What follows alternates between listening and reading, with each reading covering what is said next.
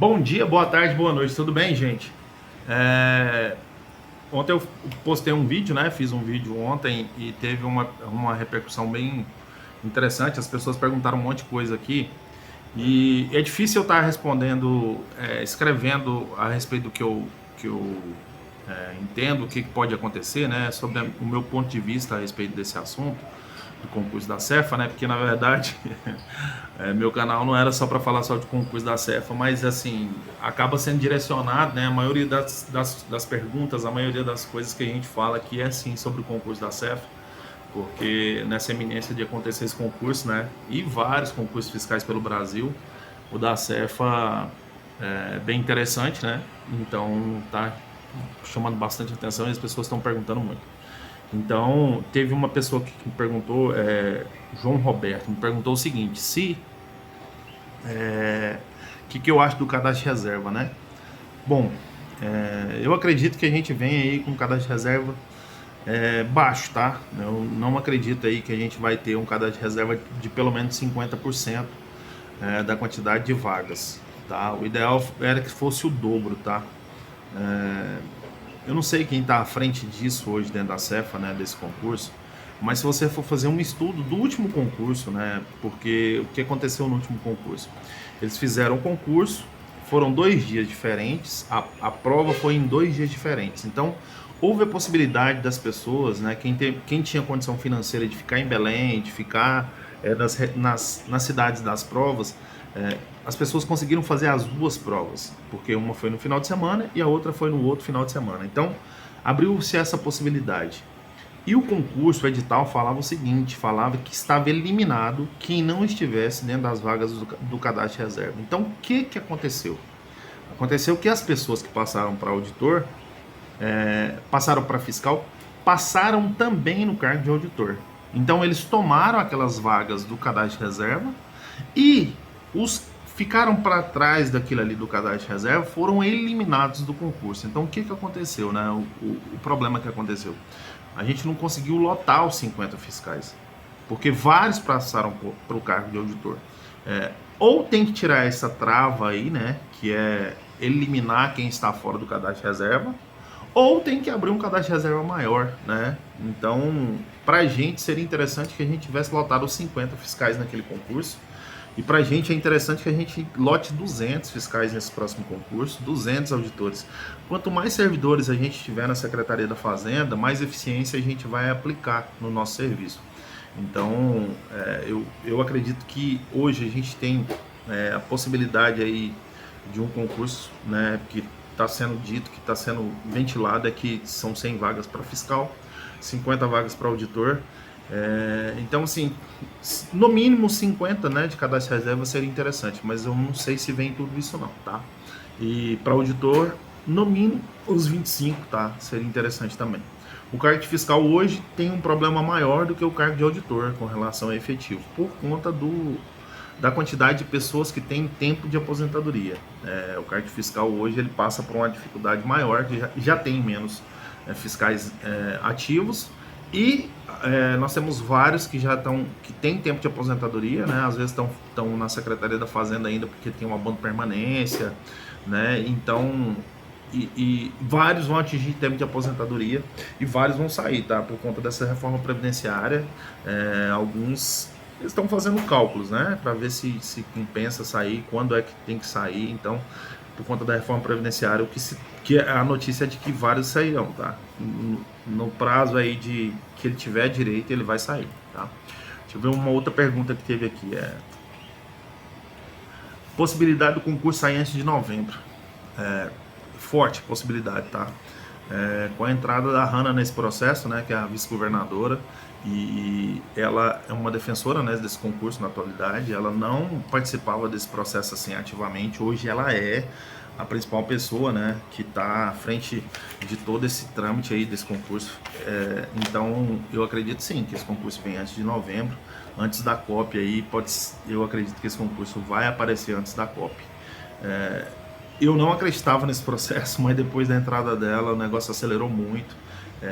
E as demandas assim muito fortes para que esse concurso aconteça o mais rápido possível. Deixa eu ver só uma outra pergunta aqui, gente.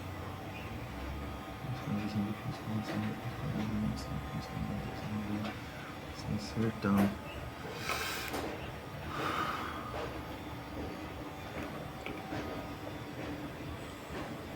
Ah, tem uma pergunta aqui a respeito de morar, né? De fazer o concurso para a capital. Há um tempo atrás, uma pessoa me perguntou o seguinte: se eu achava que ia ser concorrido mais concorrido o concurso da Cefa do Pará ou da Cefaz Goiás, né? Eu assim, eu vou dar minha opinião aqui. O que eu acredito é que a Cefaz Goiás vai ser muito mais concorrido do que a Cefa do Pará. Por quê, né? Por quê? Porque muita gente do Sul e do Sudeste não vai fazer o concurso do Pará, não se dispõe a morar no Pará. Não existe a possibilidade da pessoa passar nesse concurso e não querer morar, né?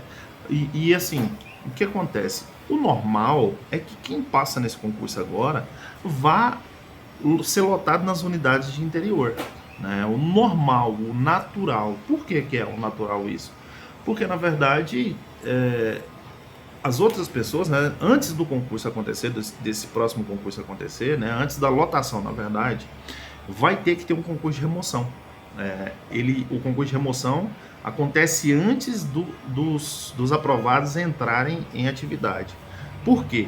Porque, na verdade, as vagas ociosas elas terão que ser apresentadas e eles vão fazer um processo interno para um concurso de remoção com todas as regras. E após esse concurso de remoção, vão ser lotados os próximos concursados nas unidades onde se tem vagas. As unidades que vão sobrar vagas são as unidades do interior, onde as pessoas que estão lá estão querendo sair de lá, elas não querem ficar ad eterno, né, em algumas unidades. Tem gente que não, tem gente que já se lotou numa unidade dessa aí e não tem interesse em sair, mas não é o natural, tá? O natural é as pessoas procurarem as cidades maiores, Belém, Marabá, Santarém, são cidades onde as pessoas se fixam, tá? Com mais tranquilidade. Mas quem está nas cidades menores não tem. Muitos têm interesse em sair, não querem ficar. Então, o normal é vocês serem lotados nos interiores. Tenham consciência dessa situação, tenham ciência de que isso pode acontecer, né? Pô, não tem interesse em fazer isso, nem vai fazer a prova. Não vai assim, ó, gastar, né, financeiro para poder fazer isso. Mas agora, quem precisa, né, quem está numa situação... Quando eu fiz esse concurso, eu estava numa situação muito difícil. Meu salário estava muito ruim aqui em Goiás. E aí eu precisava fazer. E aí, hoje não estaria tão ruim meu salário, né? Não estaria como naquela época lá. Mas salário de servidor público, ele passa por isso.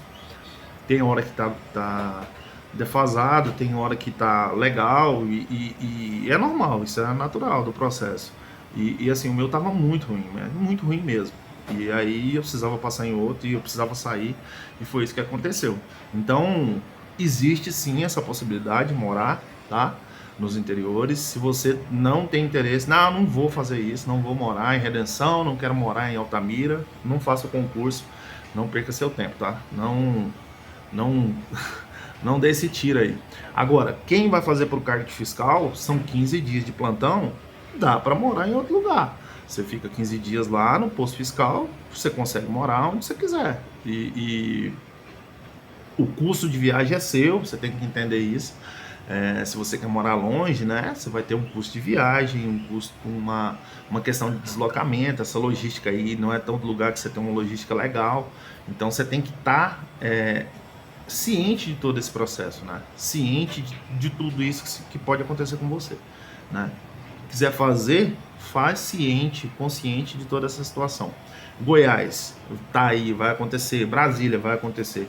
Brasília, o município, o Distrito Federal é minúsculo, né? Então,